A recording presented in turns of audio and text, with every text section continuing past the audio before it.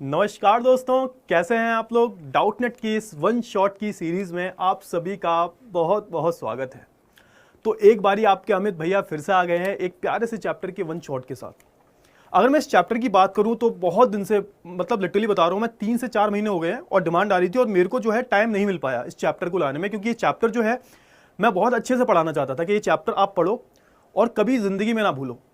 तो उसी के साथ फाइनली आज जो है मैं आ गया हूं। आज मेरी पीपीटी भी रेडी थी और आज फाइनली मेरे को जो है रिकॉर्ड करने का टाइम मिला है, तो इसका वन शॉट मैं रिकॉर्ड करने जा रहा हूं। और मैं गारंटी देता हूं इस लेक्चर के बाद आपको कोई भी दूसरा लेक्चर जो है देखने की जरूरत नहीं है, बिल्कुल भी कोई भी दूसरा लेक्चर। और हाँ, हमारा टेलीग्राम चैनल है, उसे आप ज्वाइन कर सकते हो, डाउटनेट का ही। और डाउटनेट स्टूडेंट्स नाम से आप एक बार चेक करना तो शायद आपको मिल जाएगा। डाउटनेट के नाम से होगा और डाउटनेट 10th हिंदी मीडियम के नाम से है। उस पर जो है मैं इसकी पीपीटी भी शेयर कर दूंगा और हो सके तो आप स्क्रीनशॉट भी ले लेना इन केस अगर पीपीटी नहीं आ पाती है। वैसे तो मैं शेयर कर दूंगा 100%, बट नहीं आ पाती है तो उसके स्क्रीनशॉट लेते चलना है, ठीक है। लिखना मत, बस आपको सुनना है और एंड तक सुनना है आपको। और जब आप सुन रहे हो ना लेक्चर तो लिखना मत प्लीज, एक रिक्वेस्ट है आपसे, स्क्रीनशॉट ले लेना और या फिर बाद में लिख लेना, या फिर मैं पीपीटी शेयर कर ही दूंगा इसकी, ठीक है। चलो तो आप शुरू करते हैं इस चैप्टर को। तो भाई इस चैप्टर की अगर बात करें हम, तो इस चैप्टर का नाम है मुद्रण, संस्कृति और आधुनिक दुनिया। अगर इस चैप्टर की बात करें तो जैसे कि मैंने और भी सारे चैप्टर पढ़ाए हैं हिस्ट्री के, चाहे वो ज्योग्राफी के हों, किसी भी सब्जेक्ट के हों, अगर मैं इस चैप्टर की बात करूं, अगर मैं पूरी हिस्ट्री की बात करूं, तो मैं आपको हमेशा एक राय देता हूं कि जब भी आप हिस्ट्री पढ़ो तो उसे कहानी की तरह पढ़ो। एक तो सिलेबस की तरह मत पढ़ो, बिल्कुल भी सिलेबस की तरह पढ़ने की आपको जरूरत नहीं है। आपको कहानी की तरह चीजों को कनेक्ट करना है और जानना है आपको कि हम इसे पढ़ क्यों रहे हैं बेसिकली। जैसे मैं इतिहास की बात करूं तो हर किसी का कोई ना कोई इतिहास होता है, किसी का भी। आप अगर कुछ फ्यूचर में कुछ बड़ा काम करोगे, कुछ ऐसा काम करोगे जिससे पूरे देश का नाम हो, आपका नाम हो, आपकी फैमिली का नाम हो, तो शायद आपका नाम भी हिस्ट्री में लिख जाएगा। क्योंकि हिस्ट्री जो होती है ना, हमेशा आम आदमी को याद नहीं रखती। हिस्ट्री हमेशा जो है महान लोगों को ही याद रखती है। आप पूरी हिस्ट्री पढ़ के देख लो, आपको कोई आम आदमियों के बारे में पता है? आपको नहीं पता होगा आम आदमियों के बारे में। आपको सिर्फ जो बड़े बड़े लोग हैं, जो बड़े राजा महाराजा हुए, जिन्होंने बहुत बड़े बदलाव किए, उनके ही बारे में जो आपको पढ़ने को मिलता है। वैसे ही हम बात करेंगे किसके बारे में, आज हम किसके इतिहास के बारे में बात करेंगे, तो हम इतिहास के बारे में बात करेंगे मुद्रण की। सर ये मुद्रण क्या होता है? इसको वैसे हम प्रेस, संस्कृति और राष्ट्रवाद भी बोलते हैं। जैसे दूसरे जो बोर्ड्स हैं, जैसे बिहार बोर्ड वगैरह हो गए, इनमें थोड़े से अलग नाम होते हैं, कंफ्यूज मत होना, ये दोनों एक ही हैं। अगर मैं वैसे बात करूं तो मुद्रण, संस्कृति और आधुनिक दुनिया, print culture and the modern world, इसे इंग्लिश में हम बोलते हैं। अच्छा, इसमें हम पढ़ने क्या वाले हैं बेसिकली, तो हम किसके इतिहास में पढ़ने वाले हैं? तो जैसा कि मैंने आपको बोला कि हर चीज का कोई ना कोई इतिहास है, तो भैया मुद्रण का भी कोई ना कोई इतिहास है। अब आपको सवाल आएगा कि सर मुद्रण क्या होता है? मुद्रण को वैसे नॉर्मली अगर बहुत ही सरल भाषा में बात करें तो छपाई। आज के टाइम पर भाई छपाई सब जानते होंगे। आपकी जो सुबह जो है किससे शुरू होती है? न्यूज़पेपर से। आप नहीं पढ़ते होगे तो आपके पेरेंट्स पढ़ते होंगे, कोई ना कोई तो पढ़ता होगा। और जब आप सोते होगे रात में, तब भी आप पढ़ के ही सोते होगे वैसे, है ना। आप जैसे 10th के एग्जाम आने वाले हैं तो पढ़ के ही सोते होगे, तो वहां पे भी छपाई का रोल है। आप जाते हो बाहर तो आपको बहुत सारे बिलबोर्ड्स वगैरह मिलते हैं, उस पर बहुत सारे एडवर्टीजमेंट वगैरह छपे होते हैं। आपके घर में कैलेंडर होगा। आप किताबें पढ़ते हो, किताबें कहां से लाते हो? दुकान से लाते हो। बिना किताब के तो आप सोच भी नहीं सकते पढ़ने के बारे में। तो ये सब किसकी देन है भाई? तो ये सब छपाई की देन है, मुद्रण की देन है। मुद्रण को ही हम छपाई बोलते हैं। अब हम इसमें बेसिकली पढ़ने क्या वाले हैं, तो देखो इतनी बड़ी जो चीज है छपाई, मतलब जिसकी बिना आज के टाइम पर हम अपनी इमेजिन भी नहीं कर सकते इस चीज को। क्योंकि आज के टाइम पर सोच के देखो, छपाई बंद हो जाए तो न्यूज़पेपर, मैगजीन्स और जितनी भी छपाई की चीजें हैं वो कैसे आएंगी भाई? आज जो आप अपने पूरे प्रोजेक्ट्स वगैरह बनाते हो बड़े बड़े, मम्मी से पैसे लेके जाते हो, फिर कलर जो है फोटोकॉपी निकलवाते हो, ये जो है इसी की देन है। तो इसके इतिहास में जाने का मतलब बहुत ही, मतलब आप सोच रहे हो ना कि इसके बारे में पढ़ने जा रहे हो, आप इसके इतिहास के बारे में पढ़ने जा रहे हो कि इसका इतिहास क्या रहा होगा, कि स्टार्टिंग से ही लोग इतने एडवांस थे। स्टार्टिंग से हमारे पास प्रिंटिंग प्रेस थी, बड़ी बड़ी मशीनें थी। आज से 1000 साल पहले, 1500 साल पहले लोग क्या करते होंगे भाई? किताबें तो उस टाइम भी छापी जाती थी। तो इन सब का जो इतिहास है ना, वो हम जो है इस लेक्चर में पढ़ने वाले हैं। तो आई होप आपको पूरी जो चैप्टर की आउटलाइन है वो समझ में आ गई होगी। इस चैप्टर में हम क्या पढ़ने वाले हैं? सिंपल सी बात है कि हम पढ़ेंगे, देखो पहला मुद्रण संस्कृति के बारे में। थोड़ा पेन सिलेक्ट करता हूं मैं। हाँ, मुद्रण संस्कृति के बारे में। अच्छा, अब मुद्रण को ना, छपाई को इसमें क्या बोला गया है? संस्कृति बोला गया है।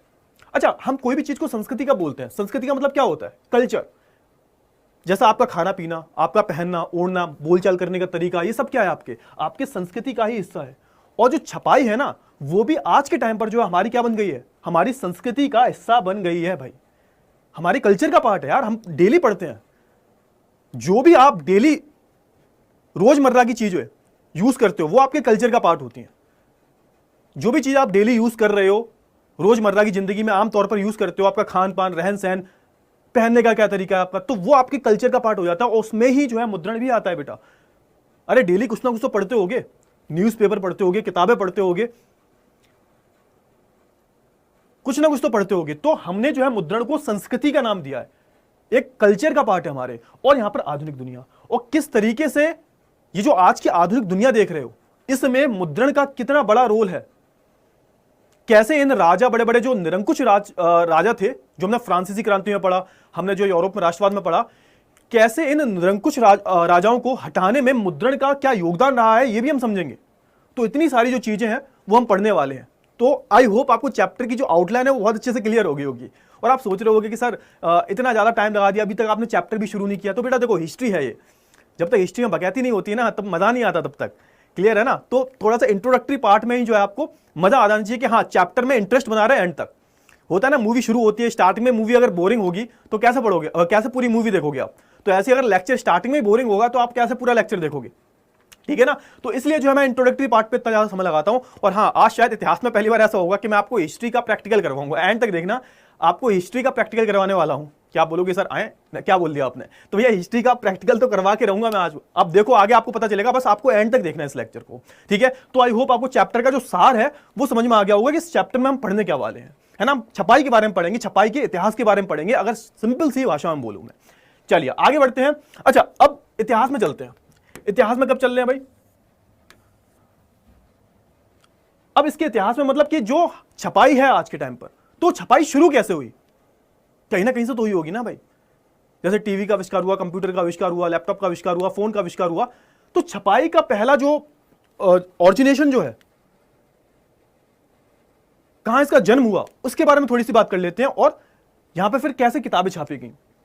चलिए, तो मुद्रण की सबसे पहली तकनीक जो है कहां बोली जाती है, सबसे पहले बताई जाती है चीन में। चीन को याद रखना। और हाँ, एक चीज और याद रखना, कागज का आविष्कार भी चीन में ही हुआ था। और कागज और मुद्रण दोनों थोड़े से कनेक्टेड है। जब तक कागज नहीं होगा तो छापोगे इस पे, समझ में आ गया। तो चीन की बात करें, चीन से जो है ये जापान में गया। जापान में कैसे गया वो भी कहानी हम जानेंगे। जापान के बेसिकली जो चीन के जो बौद्ध मिशनरी जो थे वो जापान में इस तकनीक को लेके गए थे। फिर जापान से ही कोरिया में चली गई है। तो अगर मुद्रण के विकास की हम बात करें तो पहले चीन में, सबसे पहले चीन में इसका विकास हुआ, उसके बाद जो है जापान में विकास हुआ, उसके बाद कोरिया में, और फिर यहीं से जो है आप बोल सकते हो यूरोप में ये तकनीक चली गई। ये तकनीक कौन सी थी इसकी हम बात करेंगे अभी। ये छपाई हाथ से होती थी। किससे होती थी छपाई, हाथ से। हाथ से की जाती थी, कोई मशीन नहीं थी उस टाइम पर, है ना। तकरीबन यहां पे आप देखो डेट थोड़ी सी याद रखना, 594 ईस्वी की बात हो रही है। 594 ईस्वी की बात हो रही है। यहां पर क्या हुआ करता था, चीन में जो स्याही के काठ के ब्लॉक हुआ करते थे, हम क्या बोलते थे इंग्लिश में, वुड ब्लॉक प्रिंटिंग। अब थोड़ा सा आप देख लो, इसकी इमेज देख लो, इसकी इमेज देख लो। तो यहां पर आप देख रहे हो ये लकड़ी के काठ है ना, लकड़ी के काठ है ना। ये पूरे जो है क्या है, लकड़ी के काठ है। अब देखो यहां पे अक्षर छपे हुए हैं, देखो ये अक्षर जो है छपे हुए हैं इसके। अब अगर आप देखोगे ये पूरे जो अक्षर छपे हुए हैं ये किसके हैं भाई, ये लकड़ी पे ही जो है इसको नक्काशी की गई है। इस पे, इसकी जो है लकड़ी पे ही जो है नक्काशी की गई है। अगर आप ध्यान से देखोगे तो, अगर आप पूरा जो है ये ध्यान से देखोगे तो ये जो है लकड़ी पे ही जो है नक्काशी की गई है इसकी। थोड़ा सा रुक जाओ बेटा।